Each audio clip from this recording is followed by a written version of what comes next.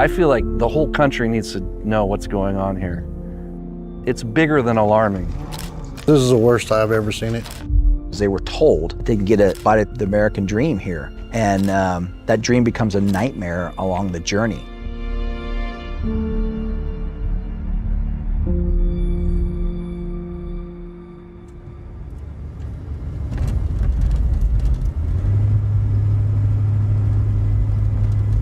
I'm down in Yuma, and I'm going to go look at the border. And most of the movement at the border is, at this crossing, is between 1 and 3 a.m. I came down here because I want to see firsthand what the problem is and get as many ideas as possible about the best way to solve this problem.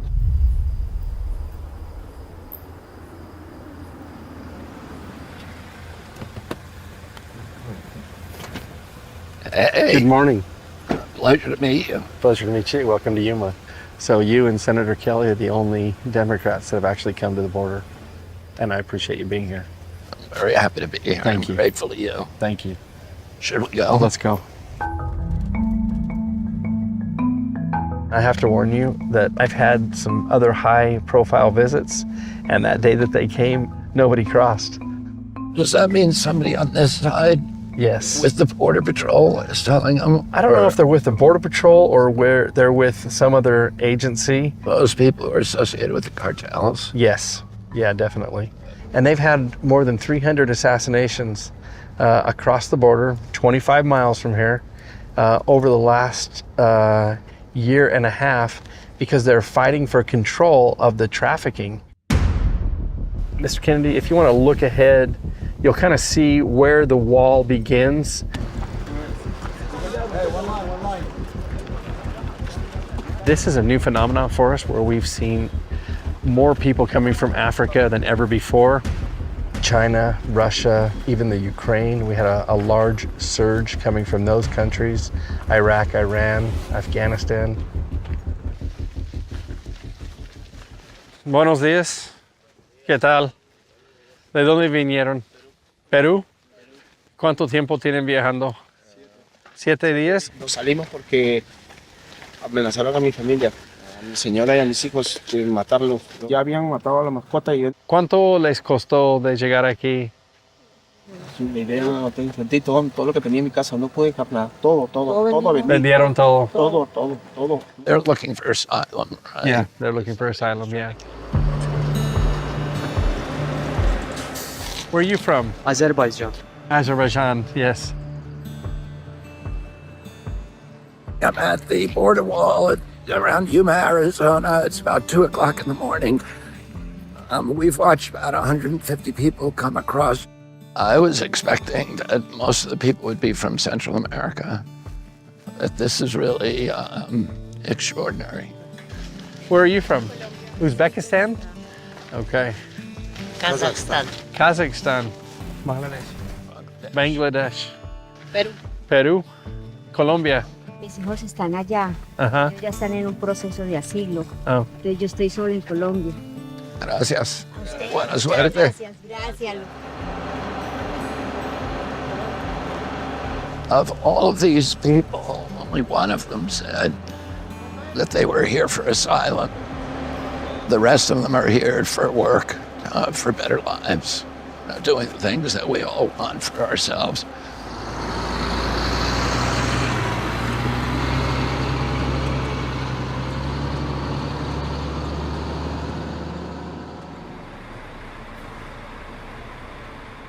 This is at the regional health center. These are some of the people that we saw come across the border last night, and they're now being processed at the health center.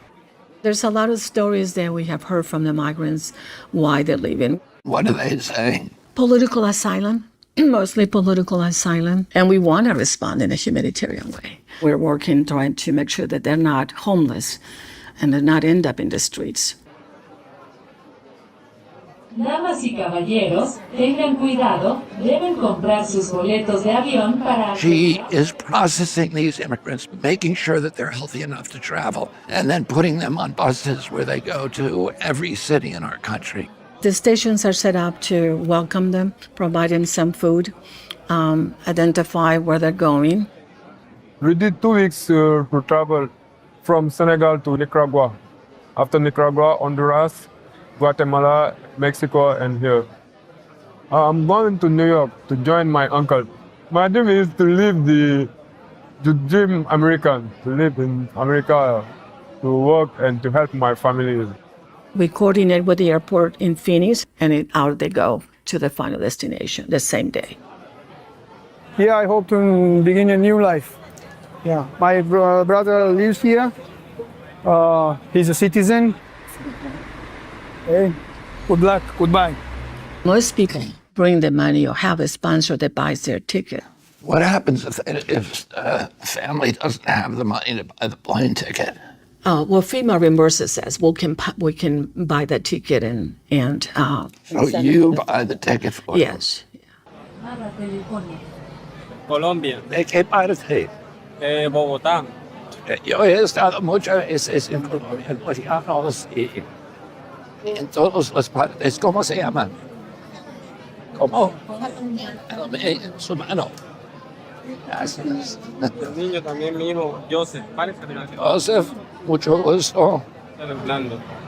¿Y cómo estaba el viaje? El viaje muy difícil. Más o menos. Yo soy Jaime Maquera, de Perú. Nosotros hemos llegado 4 personas. 4 personas. Yo, mi hija y mi señora. Mi otra hija que tiene 18 años. El momento ¿Y dónde están ellas? mi señora y mi hija están conmigo. Pero mi hija de 18 años, no sé dónde está. Estaban contigo. Pero en el momento de nosotros estar allá en el refugio, nos han separado y nos han invitado a todos. ¿Y cuánto separado? No tengo comunicación con ella. ¿Es ella? Por favor, es ella. We see a lot of violence as people are making across the border through Mexico or their countries. Some of them do share their stories, but we see that devastation in the human lives. We are sitting here in Yuma, Arizona, right at the Colorado River at the Morales Dam. Behind us is Algodones, Mexico, and a stone's throw just behind us is the state of California. So that mountain range behind us is California. California, yes, sir. This is the infamous Morales Dam gap, and what you had is under President Trump, you had a big push for infrastructure, the wall system. And when President Biden took office, he signed some executive orders that basically halted all wall construction. And so that left the gap here. And this was a problem for us in Yuma. What no one talked about was the wall system. It was a package deal. Yes, it included steel, but it also included roads, technology, and sensor equipment. And all that was just put on hold. When you have people that can come through here unmitigated because there's a gap in the wall, it causes a problem for not only for border security, but also for the community. And that was partisan politics, right? Absolutely. They halted anything that had to do with the Trump wall. It put our agents at risk. It put the migrants at risk. It incentivized the profit making for the smugglers, for the cartels. It's done just the opposite of what they're trying to accomplish from a humanitarian standpoint. When you are giving people, an opportunity to come here the wrong way because the policies allow them to do that, that's exploiting people, and that's wrong.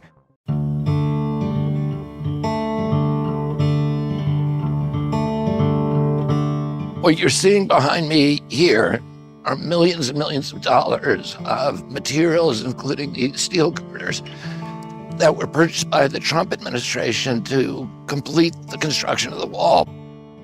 When the Biden administration came in, it didn't want to complete the wall, and they left that material to languish and bought new fencing, which you can see over here. And this is where Secretary Mayorkas told me he would fill in 9 of the 11 gaps. So 18 months later, we see maybe 50 feet completed. Now, the difference between this product and the other product, this has a 10-foot foundation going into the ground, so it's almost impossible to go under. The other new fencing being installed, the foundations are on the top of the ground. So you don't necessarily have that secondary protection under the ground. Where we've seen them start to use horizontal drilling machines to burrow under and use the bank teller type of tubes to send fentanyl and other drugs across the border.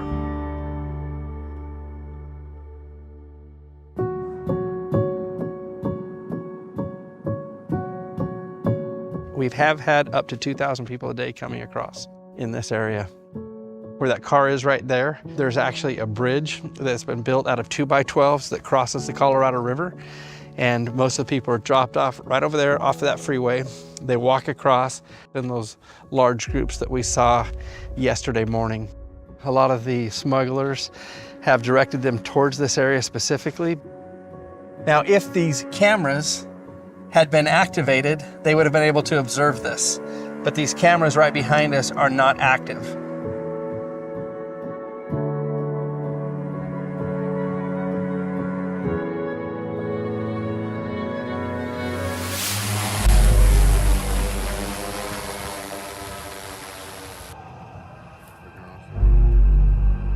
This is also an area which is infamous that they referred to as the rape tree. We would see Plan B, which is the day after, the morning after pill, found all throughout the ground where the cartel, after taking advantage and raping women and young children as young as 12, it's been reported to us, they would force them to take the Plan B and then send them along their way.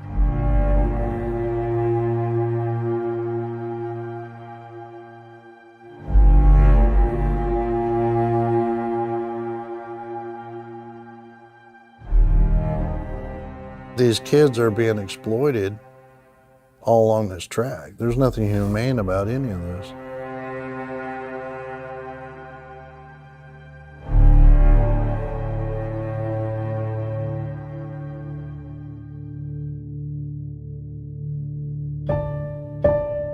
We work with child abuse, sexual assault, domestic violence, elder abuse, and human sex trafficking.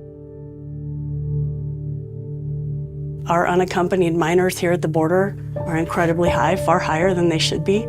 Imagine being a little kid and being stuck in the desert with no control over who does what to you, and there's nobody around. The youngest one in my recollection was a 10-year-old little boy.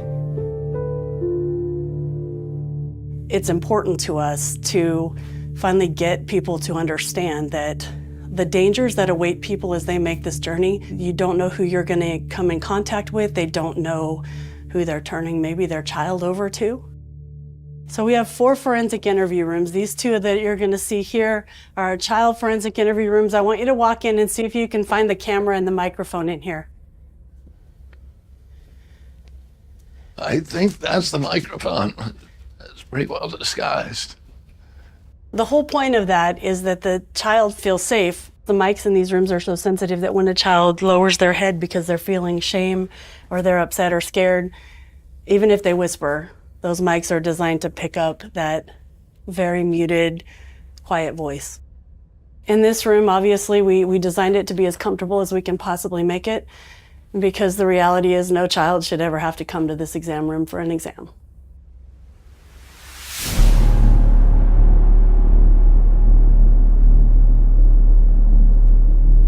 We were averaging from 5 to 15 deaths on the range. Per year. Per year. Last year was our highest year ever, where we then were at 50 deaths on the range.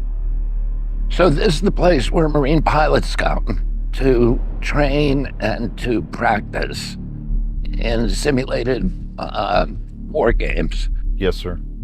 This installation would be referred to as the Top Gun for the Marine Corps. How far is this base from the border right now? Our training ranges are right next to the border. And why would an immigrant come through the range when they can just walk around the wall in Yuma and register? So the cartels were using some aliens, purposely making them cross the border into the desert area and saying walk north, and not letting them know that they were going to cross some very harsh environments, using them as pawns. Drones will just kind of sweep the whole area, There's a big group of migrants coming through one area, and they were using the group that was moving in as a diversion for them, the smugglers, the guys doing the dirty work. So they can push through 300 people. They know the U.S. Border Patrol is going to surge to take care of the people. And then an hour later, they could be coming through with a large drug load, knowing that somewhere else on the line. Correct, yeah. And they do the same thing with terrorists, and they do the same thing with gang members that they want into the country. They'll do those diversionary tactics to keep our Border Patrol occupied.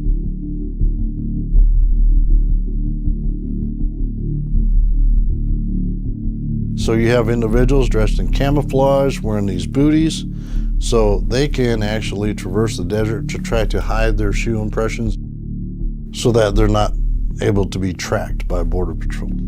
We don't know where they're going, and we don't know what kind of criminal that we're dealing with because they do not want to be caught. So they will go through the desert. Here, it's going to be 2 to 3 days walking through the desert from the border of Mexico through all the remote desert to get to any kind of civilization. You got to be pretty dedicated, especially with the heat coming on. And unfortunately, not all make it.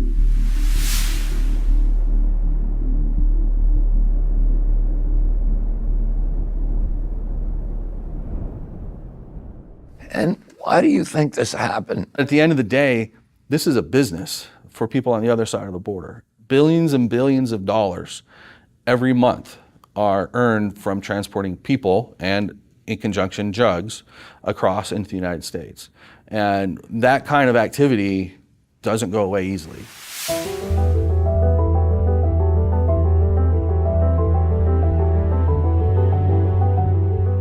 So if you were president of the United States, could you stop this immigration crisis? Absolutely. And how would you do it?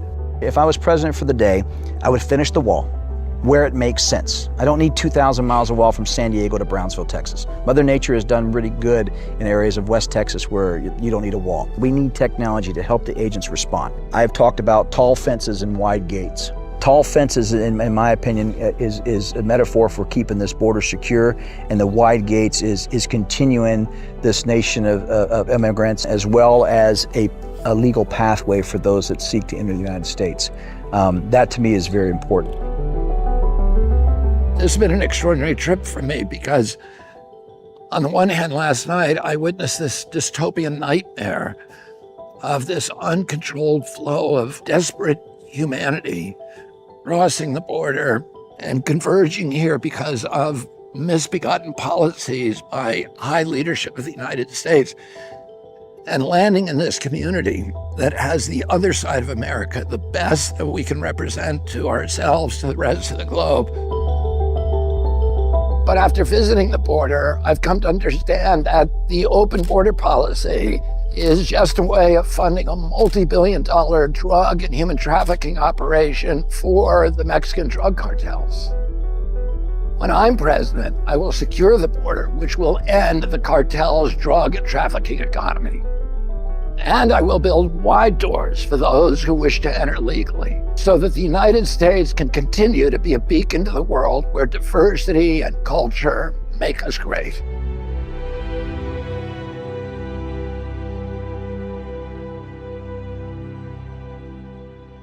At this point, I'd like to introduce, with your help, the next President of the United States, Robert F. Kennedy, Jr.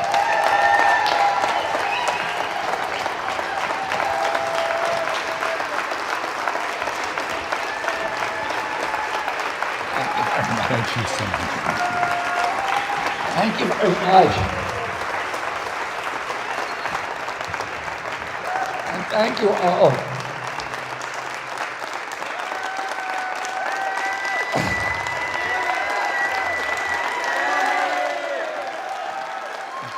Thank you. And thank you all. Thank you.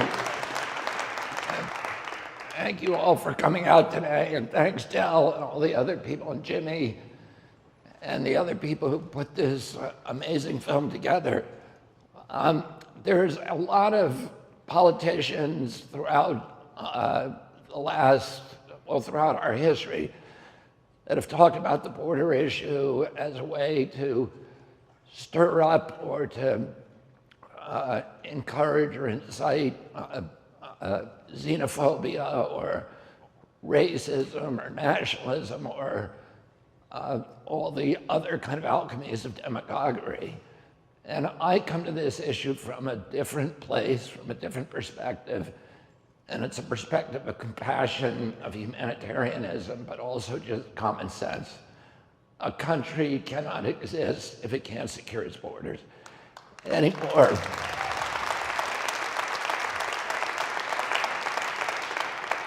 Any more than a cell can exist if it doesn't have a coherent membrane. The kind of everything, the borders are one of the definitions of our country.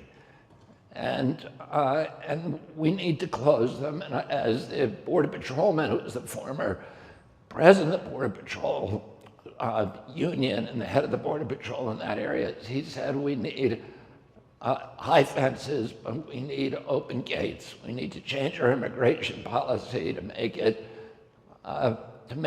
coherent, to make it sensible, to make it serve the interests of our country. Right now, it took me, when I went to the border, it took me 3 days to really comprehend what was happening there because it was so strange. And you heard me do the interview with a woman who ran a healthcare center where she said, and when people come across, many of them do not have the money. They've been stripped of their money by the cartels.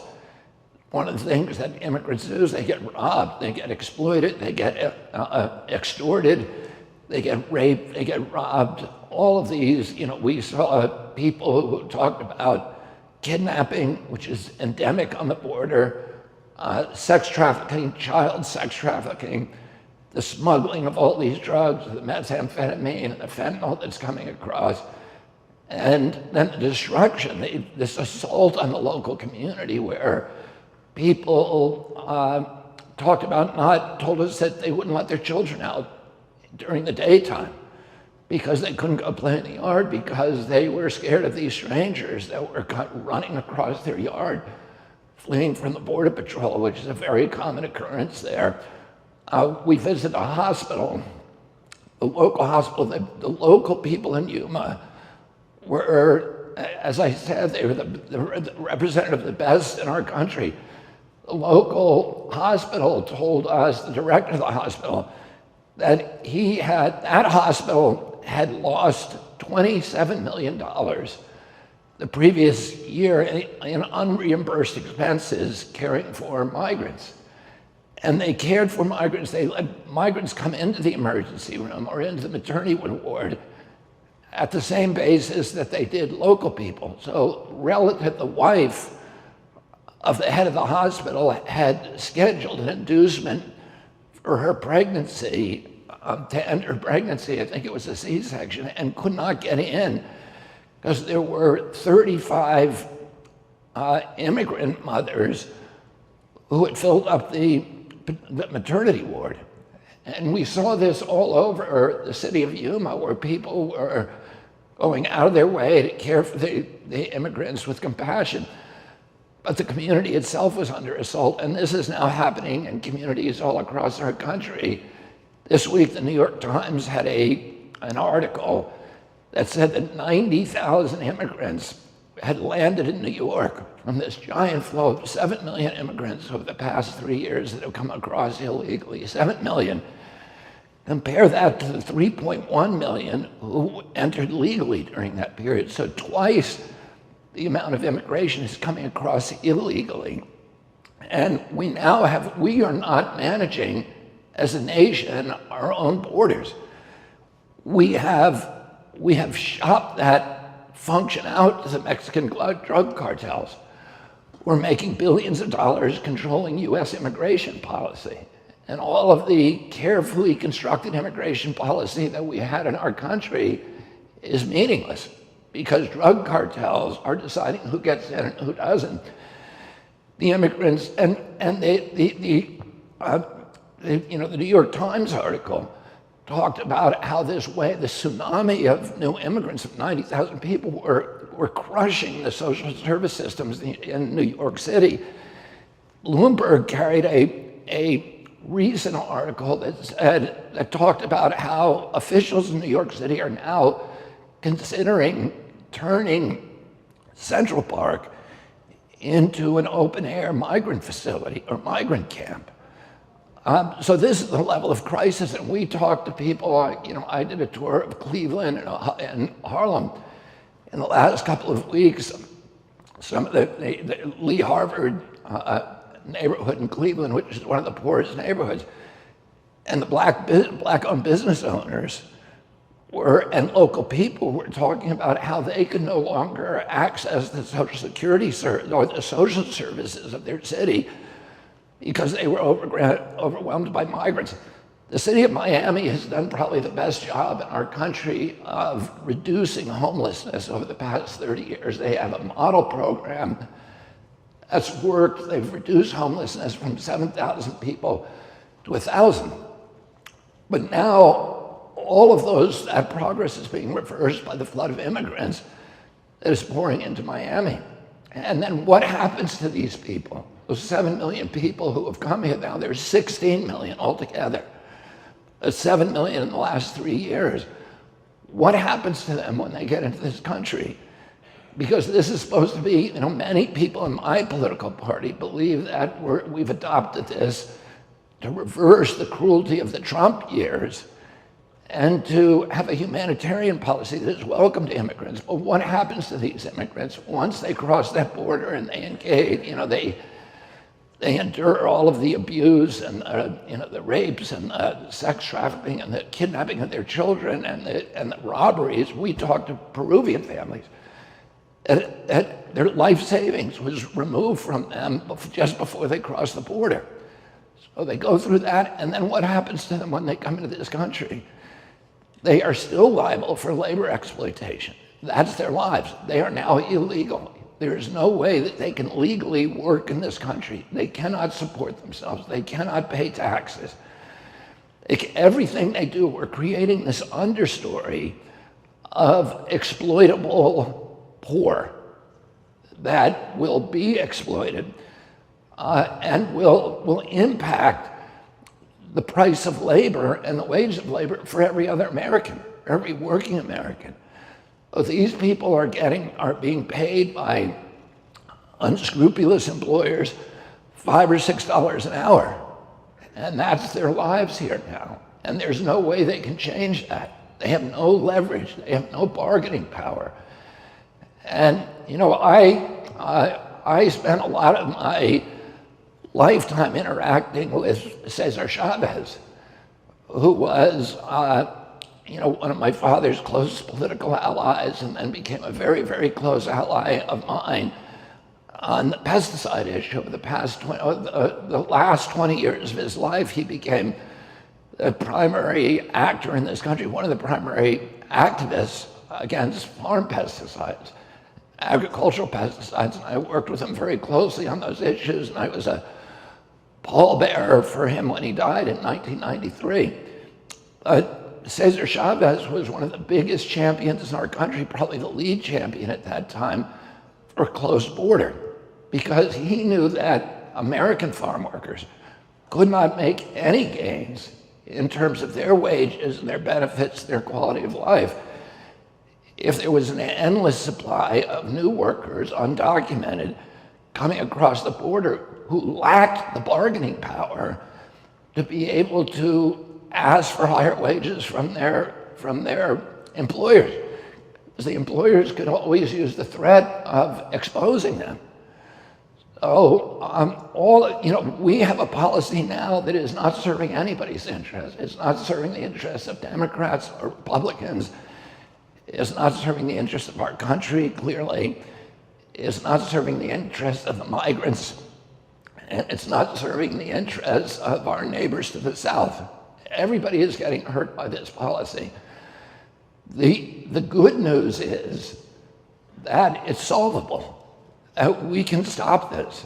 And I will say this, And I was against Trump's wall. I thought it was a crazy idea. Oh, you know what? To me, it was a big mistake. My sister did a prize-winning documentary called The Wall, showing all the reasons we shouldn't build it. And I don't think we do need a wall, as we were told, that 2,200 miles between Brownsville and San Diego. But we need something. And a lot of that technology was in place. We have the towers, we saw them. Some of those towers were removed, which is incomprehensible to me. We had the cameras, we had the videos, we had the lights, we had the ground sensors, the motion detectors. We can protect our borders. We have the capacity, the technological capacity to do that. We need the willpower, the political willpower to do that, and we need the personnel, and we need to do that for our country. We need, number one, we need to restore those barriers, and again, they don't all have to be physical barriers. We need some barrier so that we know everybody who's crossing. We know every single person who's crossing. We can do that. And we can then, if we have the personnel, we can stop that. More importantly, we need to be able to process legal asylum seekers. The one category that comes across the border undocumented are people who are fleeing political persecution. And we have a capacity, we have a methodology for processing those claims. What we should be doing, and what we used to do, is we would process them at the border. And only 15% of them are adjudicated as legitimate. The rest of them, the other 85%, are adjudicated as specious. And then under normal conditions, the specious claimants are not allowed into this country. They're turned away. If we were doing that today, the entire business model for the cartels would collapse. Because these immigrants who are coming into it, and let me tell you first, what happens to the immigrants now is most of the immigrants we saw that evening, none of them were even, only 2 families said they were fleeing political persecution. The rest of us just told us openly, we're coming here to make money. We're coming here for a better life. So they didn't even have that claim. And those immigrants shouldn't be allowed into the country. We should stop that at the border. And the reason but what happens is that they're all given court dates. And the first court date is an arraignment type. It's an arraignment in front of the immigration courts. Because we don't have enough judges, it's then a 7-year wait to get a hearing. So those immigrants are allowed into the country. They attend the first hearing, and then they legally go and wait for 7 years. They can't work, but they're in our country legally, and they put down roots. And we don't really know, they become part of this underground economy. And what we should be doing, and the reason we have that is we don't have enough immigration judges. We don't have the capacity to process those claims. And we need to do that, and we need to do it quickly. We need to be able to process them at the border and make a judgment right there. And the people who do not have legitimate asylum claims should not be allowed in, should not be allowed to cross. As soon as we do that, the immigration is going to stop. Because if you put yourself into the shoes, and we talked at length with these migrants, these are people who have clearly spent years and years thinking about doing this. This is a huge decision. This is the most important decision in the lives of these people. They're deciding to root themselves up, to leave their families, to leave their jobs, their income, to take their children with them and move to a new country with no plans at all. Imagine what it takes to do that. Well, they're making a risk assessment. And if they know that there's an 85% chance that even that 85% chance that even people with asylum claims are going to be turned across the border, and a 100% chance that if you don't have an asylum claim, you're going to be turned back. Not many of them are going to take that risk, and the business model for the cartels will collapse. So we need to be doing that. And right now, you know, when we interviewed these groups coming across, this was one of the sort of shocking but interesting things. They knew every step of the way what was going to happen to them. Nobody was surprised. They knew exactly what to do because the cartels advertise all over the world using TikTok and YouTube.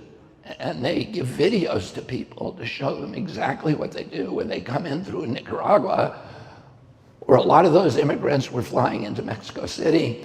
The cartels assist them in getting an internal visa in Mexico City for Mexico. Then they get on a domestic flight to Mexicali.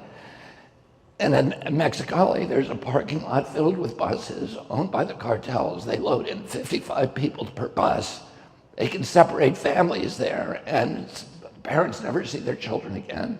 In many cases, I don't know what happened to that gentleman that we met in the processing center in Yuma who had lost his 18-year-old daughter, but it's frightening. And then they are brought by the cartels to the border. We can watch those buses then unload across the border, and the people come across 55 at a time.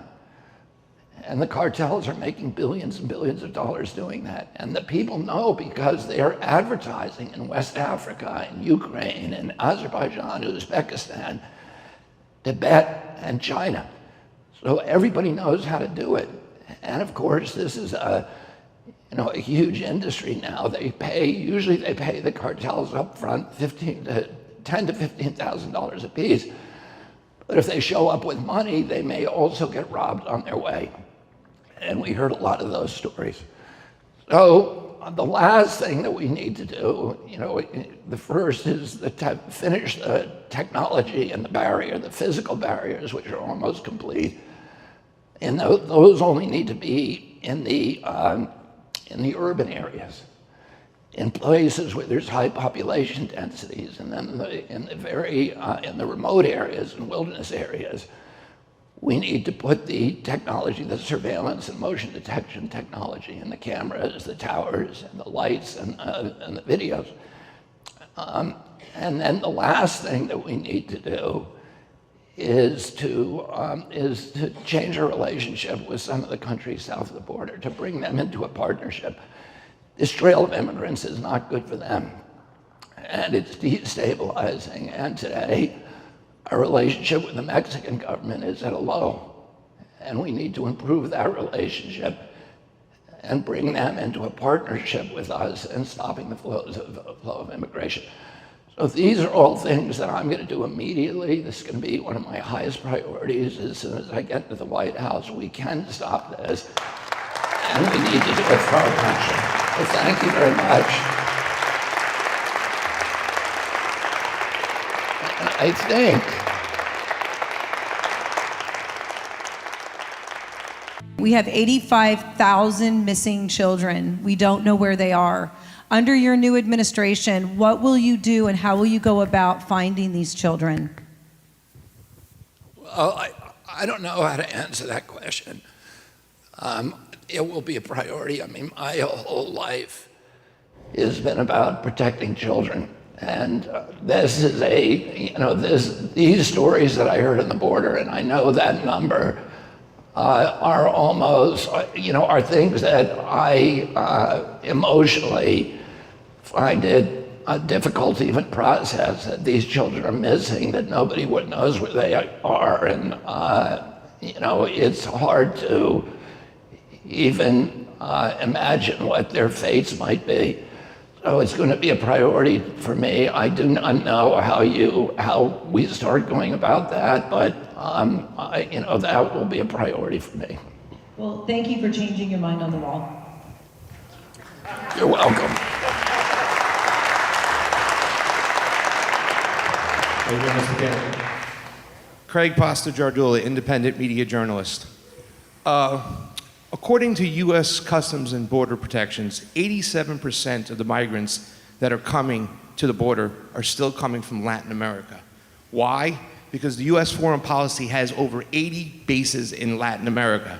NGOs that pollute these areas, funding murder death squads to overturn these countries. You said so yourself, what happens in Guatemala is compared to Costa Rica. Why is there so much attention paid to what happens at the border instead of looking at the cause of migration, which is U.S. foreign policy? And also, too, as well, Mr. Kennedy, I think you know that the cartels, we learned this from Iran-Contra, are run by the CIA. So if we want to take care of the cartels, shouldn't we be looking to Langley rather than Mexico? Thank you.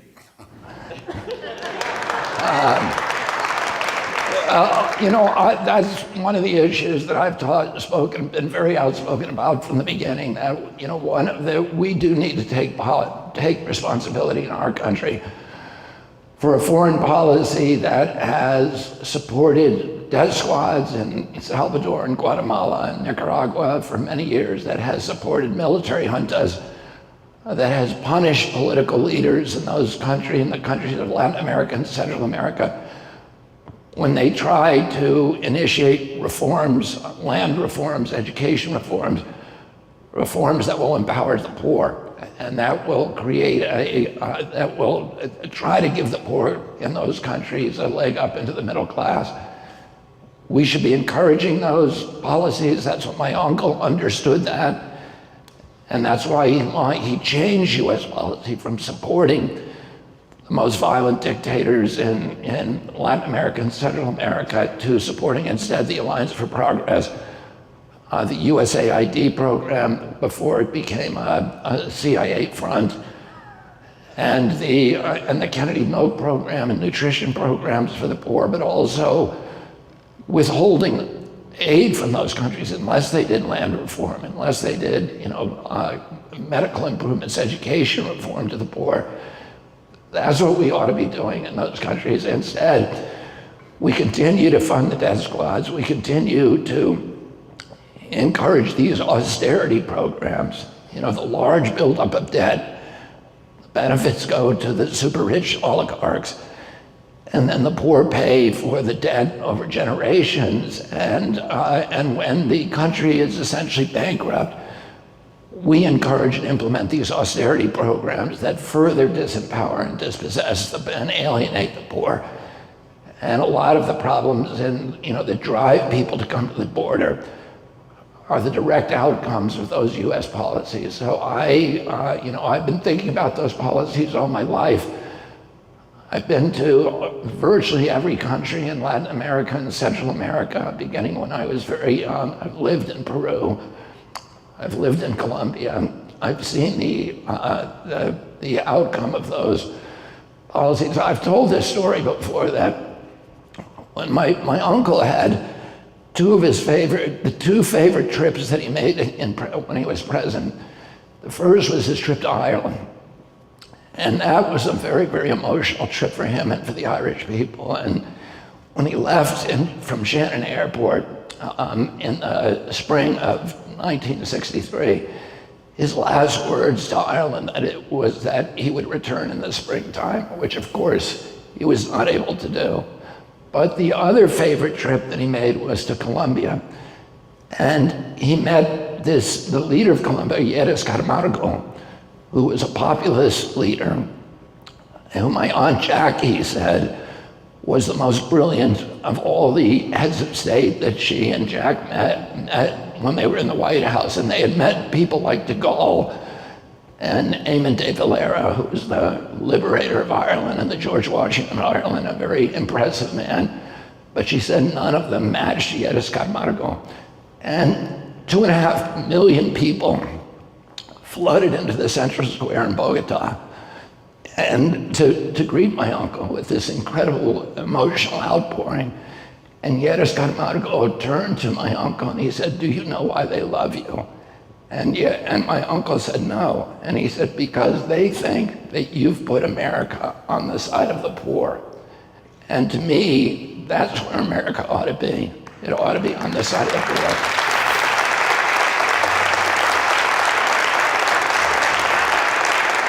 Are we closing some of the bases, Mr. Kennedy? Excuse me. The follow-up is, are you committed to closing some of those bases that we are occupying land in Latin America? Absolutely. Those will be some of the first bases. There are 800 bases abroad, and they're not doing us any good. You know, we think that this is our relationship with Latin America. We can control them by the bases. Well, guess what? China doesn't have any bases there. And the primary creditor today in virtually every Latin American country is China. The business is being done by China. The engineers are being sent over are Chinese engineers. The roads are being constructed, the universities, the ports, by China, not the United States. The relationship and the friendship is with China. Brazil is switching to the Chinese currency. Those bases have not helped U.S. security, and they have not helped our business. We don't have engineers anymore that can design the roads or build bridges or build ports. Rice University used to graduate 20% of the engineers in the world. Now it graduates less than 1%. The engineers are coming from China. And that's good for China because they can build things and they can make deals and they can do business. They've made the decision to project economic power abroad, which is what my uncle did. He never sent a combat troop to die abroad. He was projecting economic power, and that's why throughout Latin America and Africa, there are more boulevards named after him, more avenues, more statues to him, more universities and hospitals named after him than any other president. And that is the strength of the real strength of a nation, when people around you want to be your friend. And you don't need to put bases in their country to ensure their friendship, and it's not winning us friendship. It's all it's doing is bankrupting the middle class in this country, and I'm going to change that.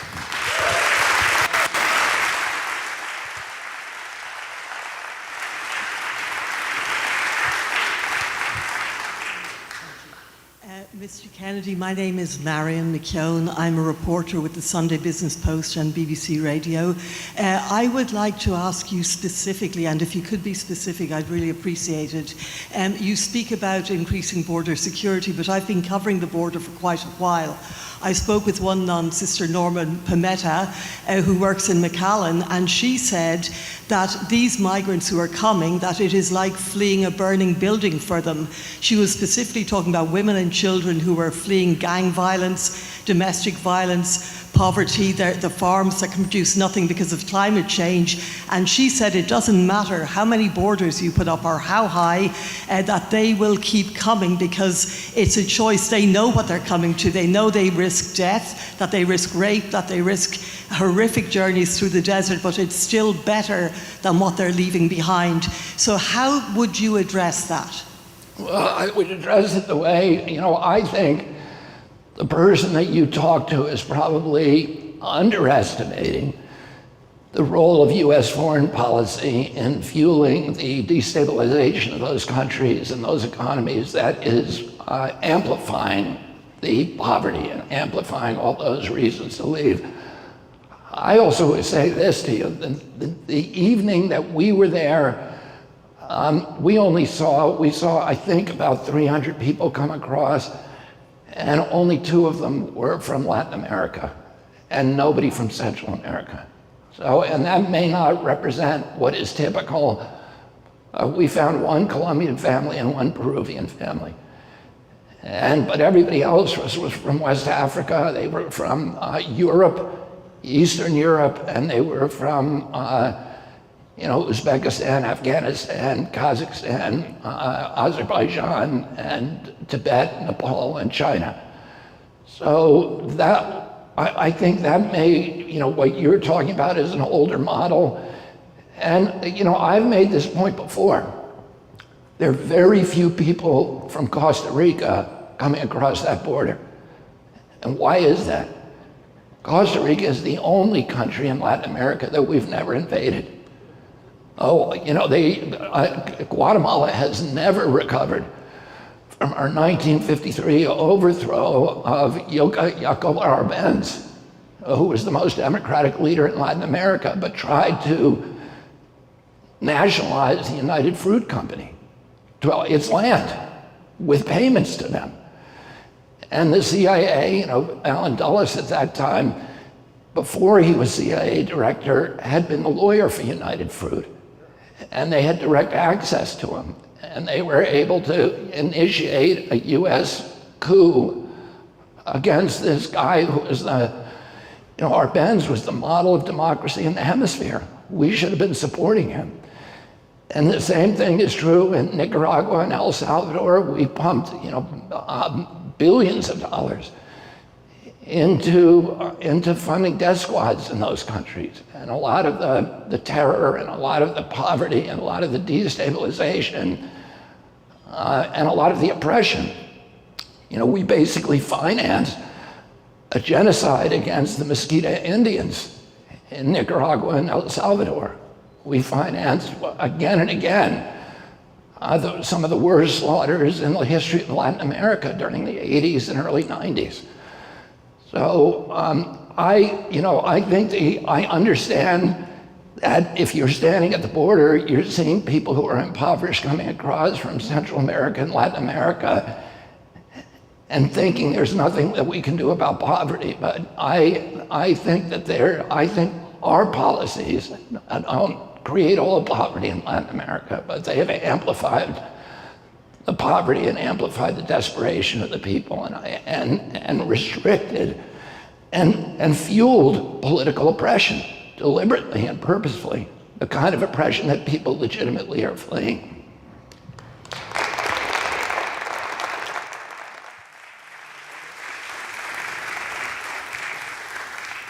Mr. Kennedy, my name is Ed Rampel. I'm with the Hollywood Progressive. And I have two questions. Just real quick question. Last night on Turner Classic Movies, I saw a movie that made me think of your family called Winter Kills. I'm wondering if you have any comment on that film, if you've ever seen that movie starring Jeff Bridges. I have not. I'm sorry. I recommend you see it. The other main question I have is that it seems today from your presentation that you're making border issues and migration a cornerstone of your campaign, which was in some ways similar to what Trump did in 2016. And there's been rumors bandied about in the media that you may end up running on a ticket with Donald Trump as his vice president. So what is your response to those rumors? And can you definitively say you will never run on a ticket for the White House with Donald Trump? Yeah, in my experience, a lot of the stuff that you read in the mainstream news and the corporate news is what I would call conspiracy theories.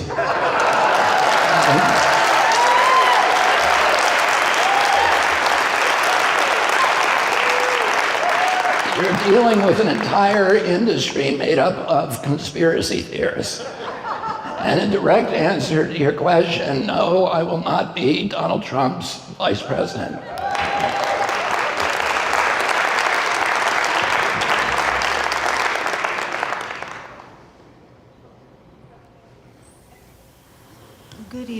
Good morning, everybody. Good afternoon, Mr. Robert Kennedy Jr. My name is Gina Felix Goldman. I'm a journalist from Mexico.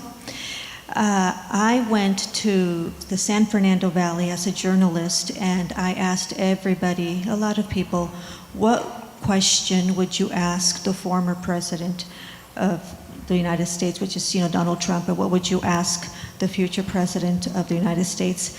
And I told them that I was going to be here, and a lot of them are not able to be here because the majority in Pacoima, the San Fernando Valley, it's a low-income neighborhood, and they're working, they're cleaning homes, and some of them are even outside in the street working with the jackhammers. And they want to know, when will you be having an opportunity to come and visit Pacoima, the San Fernando Valley, Sun Valley, Granada Hills, and the neighborhood where you really do have hardworking Latinos. There's a large percentage of Mexicans, large percentage of people from El Salvador, Guatemala, Honduras. And when you meet the president of Mexico, what kind of conversation will that take place regarding the border? So let me answer those questions, and let me actually start by to the previous question, which started out with the previous questioner started out with the observation that this was a kind of, the border is a kind of Trump issue. And what I would say is this should not be a partisan issue.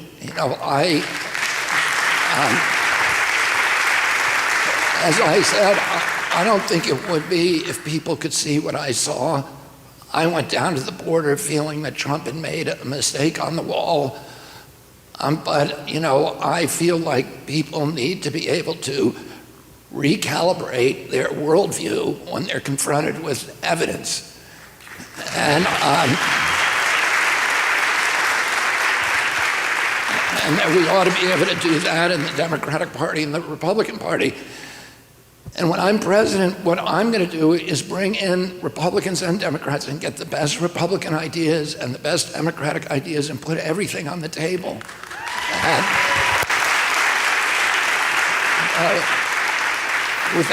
And to avoid the kind of ideological pettiness that has been so damaging to our country. And I think what we're seeing on the border today is the outcome of that, and is the outcome of a lot of it of political pettiness, rather than really rather than a comprehensive and thoughtful analysis of what we ought to be doing in respect to promoting the best values of our country and the best outcome for every American and for everybody else.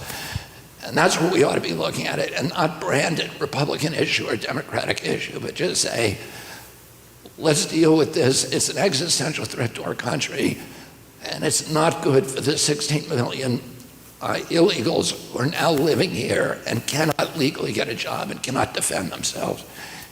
It's not good for the working people in this country, in the San Fernando Valley and elsewhere, who are now competing in their wages with people who can be paid $5 and $6 an hour because they don't have the political power to defend themselves, to demand a higher wage.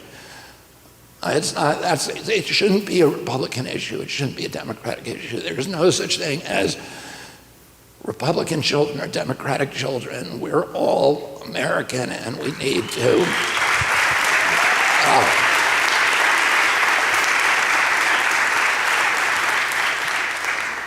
my father spent a lot of time in the San Fernando Valley, and I've been in the San Fernando Valley and in most of the big towns that you mentioned, and I can't wait to go back there. My father told us when we were little, he would take us to places like the Mississippi Delta, and he would take us to Bed-Stuy Restoration, which is one of the poorest neighborhoods in New York, or to Harlem or Southeast Washington, or to Delano to visit Cesar Chavez, or to Eastern Kentucky, Western West Virginia, where the poorest Americans were. And he would always tell us, he would say, the big shots in this country, the big corporations, the big millionaires, they have plenty of people to help them. They have lobbyists, they have attorneys, they have PR firms, and they own the politicians who can protect their interests. And he said, those people don't need the Kennedys. The people who need the Kennedys are the people that you're talking about. Those are our people. And because they don't have the lobbyists in Washington, and they don't have the representation and the power in our political process. So those are the people that I want to represent as president, and I know the desperation. I haven't been recently to the San Fernando Valley, but I've been to a lot of places in this country that look like it, including Eastern Ohio and Western Pennsylvania. And West Virginia and Cleveland, Ohio, and many, many other places. And I've seen the desperation that working people in this country are dealing with. We're living in a country today where 57% of Americans could not put their hands on $1,000 if they have an emergency in their family. We're living in a country where 35% of Americans do not make enough money to meet basic human needs, which is food, transportation, and shelter. The average income in this country for Americans is $5,000 less than the money it takes to survive. So how are people making up for basic necessities, $5,000 less than what is needed for basic necessities? And I've watched people, in Yuma, in the food banks and in the grocery stores, change the recipes for their food so that they can make it through the grocery line. I've seen one of my best friends just lost his food stamps that got cut from $283 a month to $23 a month. And you can't live on that. And he sent me a text last night saying, I'm eating one meal a day. It's the only way I can survive. And there's so many Americans. And how are they funding that gap? That $5,000 gap, they're funding it with credit card bills. They're putting it on their credit cards to survive. And try to imagine a good end to that. They're paying 22% on average in their credit card bills. If the mafia did that to you, it would be called loan sharking. But for the banks, it's just business as usual. And Americans have the highest credit card debt that we've ever had. I think $1.3 trillion now, and $330 billion were added during the Biden and Trump administration, the highest, with the same policies in both administrations, the same economic policies that people are now, both President Trump and President Biden are running based upon those economic policies that have completely failed the middle class in this country. So if they win, we can expect more of the same. But because people are funding their lives on credit card bills now, they have to make tough choices. Americans, including those you're talking about, families are sitting, in their living rooms at night and listening to a baby cry in the room next door and wondering whether that baby is $100 sick or $300 sick or $500 or $1,500 sick before they bring them to a hospital. And they're choosing between medicine and food. They're choosing between food and gasoline for their car. They're making these terrible, terrible, terrible choices every day, these nightmare choices, which is the opposite of the American dream.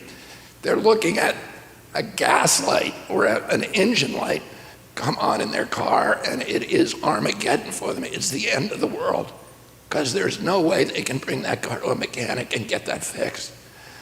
And they're living in terror.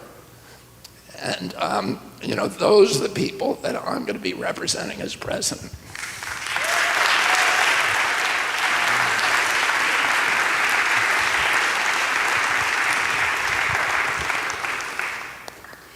Hi, my name is Sue Carpenter. I'm a national digital journalist with Spectrum News based in Los Angeles.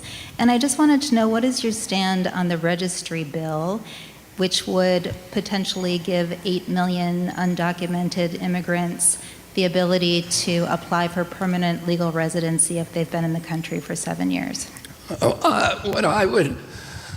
I would put that bill on a shelf, because I don't think I don't think it could pass Congress, and I don't think we ought to pass it in Congress until we've sealed the borders. And I think once we've sealed the borders and we've assured Americans that the illegal immigration has stopped, then we can look at an amnesty program. And it's vital that we do that, something like that, for the people who are here in this country as quickly as we can. But we cannot do that realistically. We cannot go to the American people and ask them to do that before we seal the border, and it will never pass until we do that.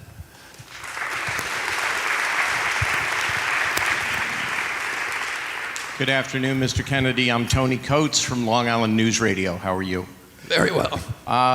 It seems to me the question has to be raised about, key bono, who benefits in this? It seems that the Republicans raise a lot of money calling the Democrats permissive on the border.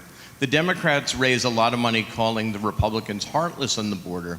And what we don't have is any kind of responsible legislation in the hopper in the House or the Senate. So who's benefiting from this and why is there no action? Well, I think both parties benefit. And listen, if you really wanted to end the border crisis in a moment, in an instant, the most obvious thing to do would be to prosecute people who hire illegal aliens.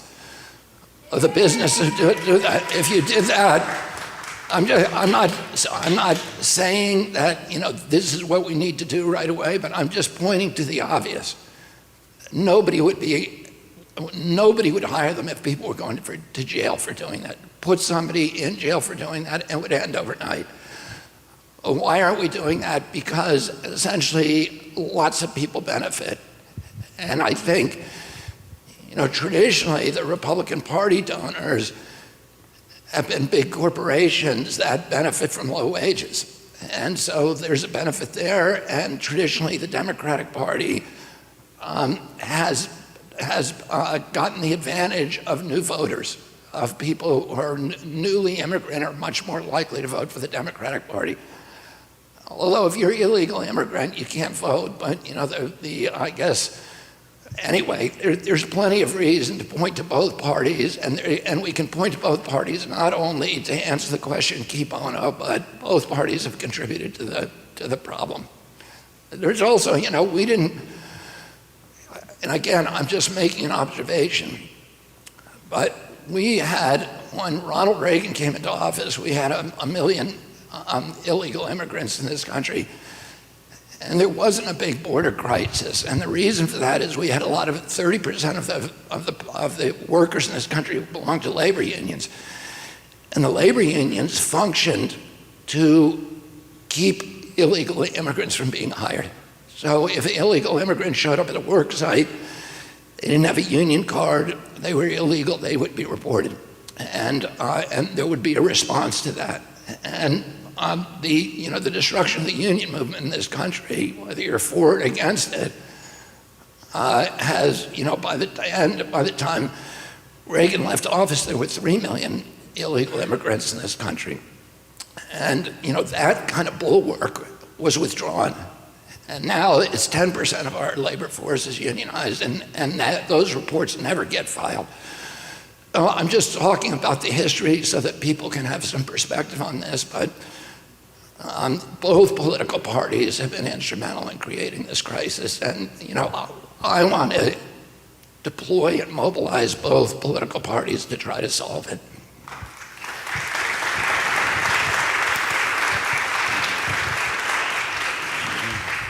Hello, Mr. Kennedy. My name is Dan Nicewonder, independent media from Pasadena, also KPFK FM's Rebel Alliance News.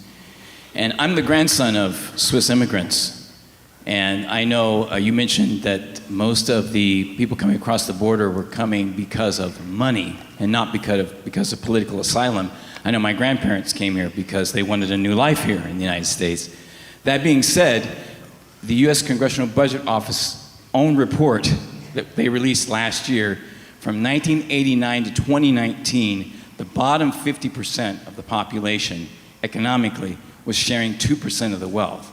So we have to deal with these issues. And when there is a Kennedy administration, are we going to see a sequel to the New Deal, new jobs programs, regulating Wall Street, securing Social Security? What do you intend to do once you are president of the United States? I'm a traditional Kennedy Democrat. I think human dignity, and particularly dignity of the workers, and the American middle class are the foundation stones not only of our economy but American democracy. I grew up in a period in American history that economists call the Great Prosperity.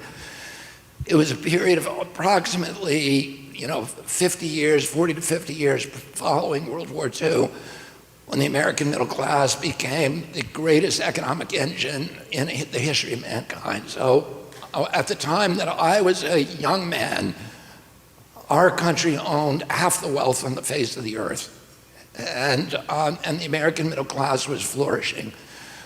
We were producing products that everybody in the world wanted. You know, people, when I went abroad, people would do anything to buy Levi jeans that I was wearing. People wanted American cars. In Europe, I traveled a lot with my father and my mother when I was little. And they wanted our electronics, you know, RCA Victrola and radios and transistor radios, and all these things that we had invented. And we were beloved around the world. People loved the United States of America. When I went in 1964, I went to Poland with my dad. Poland at that point was a communist country. And the communists were, my father went without permission from the government. We got the visa and crossed the border.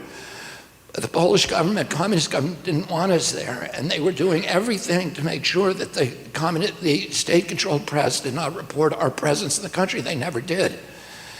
And in fact, one day we went to take a bunch of presents that we'd brought from the United States to an orphanage in Warsaw, and the government had removed all the orphans by the time we got there. So, and we went to Krakow to meet the cardinal, who was everybody knew that he was a saint. He'd been tortured and jailed by the communists, and he, he's an extremely reverential and pious man, and had been an inspiration. He had inspired a resurgence in the Catholic Church in Poland, and we went to his residence, to the Cathedral of the Black Madonna in Krakow. And we were waiting for him, to meet this guy who everybody knew was going to be beatified as a saint as soon as he died. And we went, actually in the kitchen, this is kind of a side story, but it's interesting. There was a priest who made chicken sandwiches for me and my brothers, my mother and father. He spoke English, and he wanted to talk about skiing and what skiing was like in the United States. And and that priest who he spent the afternoon with before we were given the audience with Krakow later became Pope John Paul II. And when nobody knew we were there, except people saw us when we went in.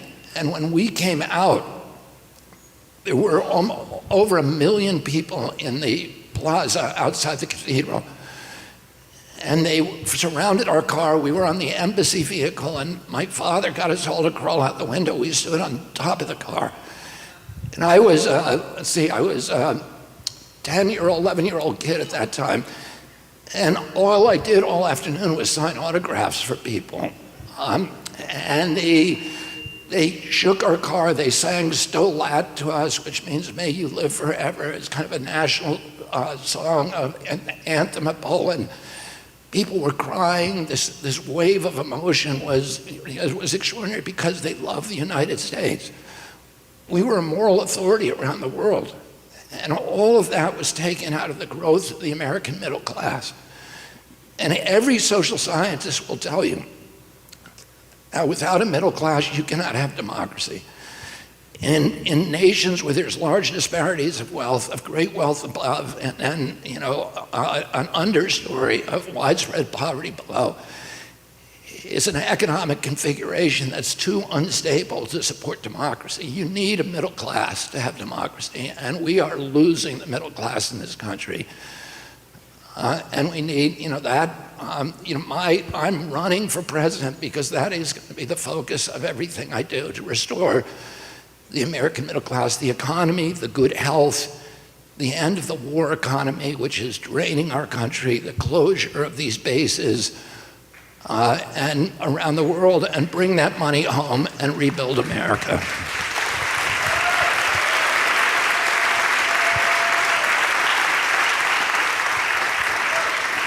Hello. Hello, Mr. Kennedy. My name's Melissa Tumim. I'm with the Santa Monica Observer. When President Biden recklessly withdrew from Afghanistan, He left behind our allies, women's rights activists, and lots of other people who participated in the development of the country that we fostered. When I was there in 2012, I would ask people, a lot of Americans think we're only here to take Afghanistan's resources, and every single one of them responded to me, look around. All of this is because of America. I love America. We rebuilt Afghanistan and gave them hope, gave them a promising future that Joe Biden withdrew when he took our minimal forces out of the country and left them to the tyranny of the Taliban.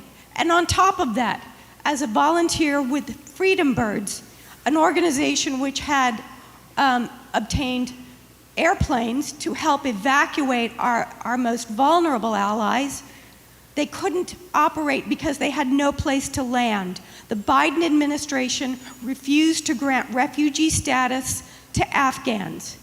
And it is my understanding that the only people being turned away at the border currently are Afghans. How will you correct that? How will I correct allowing Afghans into the border? How will you correct the refusal to give Afghans refugee status because no other country will take them as long as the United States refuses to grant them that status? First of all, I would disagree with you. I don't disagree with you that our withdrawal from Afghanistan caused tragedy in that country. At that point that we withdrew, we only controlled a very small part of that country inside of Kabul. Most of the provinces of Afghanistan were already controlled by the Taliban. And we had been it's our longest war. It's even longer than Vietnam. We were there for 20 years. In my view, we shouldn't have gone in at the outset. We cannot be the policemen of the world in this country. We cannot run the other countries have to be responsible for their own governments, and we can't. There are many, many bad people in the world, and it's not the job. John Quincy Adams spoke for all the framers of the Constitution when he said, "America goes not abroad in search of monsters to destroy," because they understood that if we have an imperium abroad, we could not sustain a democracy at home.